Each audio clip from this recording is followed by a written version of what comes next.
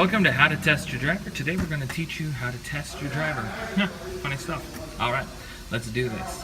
Alright, so we have an A-axis driver right here. We're going to be testing it with the A. There are times when you want to do this with any driver, but with the A we're going to go ahead and run this test. There are two ways to test this. I'll sort of kind of break this down to you.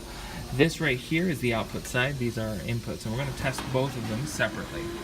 And we're going to, the A is the simplest to test because, of course, the A is a slave motor to the Y, so we can actually switch the Y and A. So what you can do to just make sure that it's not the driver causing the issue, or to make sure it's not this particular connection causing the issue, we can actually pull this particular connection and actually switch it here. These just pull out.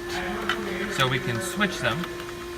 So, or just at least pull this one out, place this motor wire into this port, and then hit up and down on your system, because all of the controls will actually be powering through this particular port. This port will as it's slave to A, will try to do that action, run that action.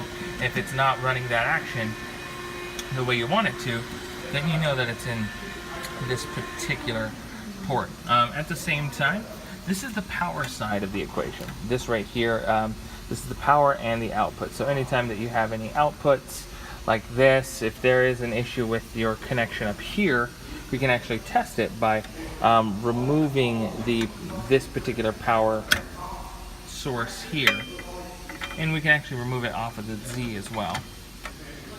And this is where things can get crazy. I would recommend actually labeling this A and Z on the back end if you're planning on running this test. And we can remove our Y. Come on now.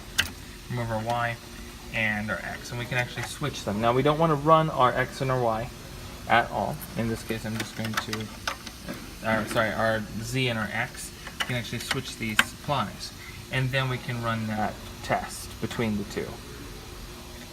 We can hit our up and our down, but we only want to hit our up and our down. We don't want to hit our left and our right, as they are tuned differently on the X and the Z. So make sure that you actually don't plug in your outputs for your X, or in this case this is the Z, and then this is your X. Once you're done, you can remove these wires here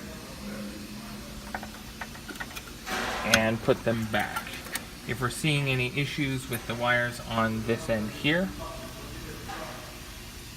then if we see a change by switching the outputs, then we know it's a potential output issue, or we just switch out the driver. Either case, we'll be able to find out which side of the equation is wrong here. So, that being said, there you go.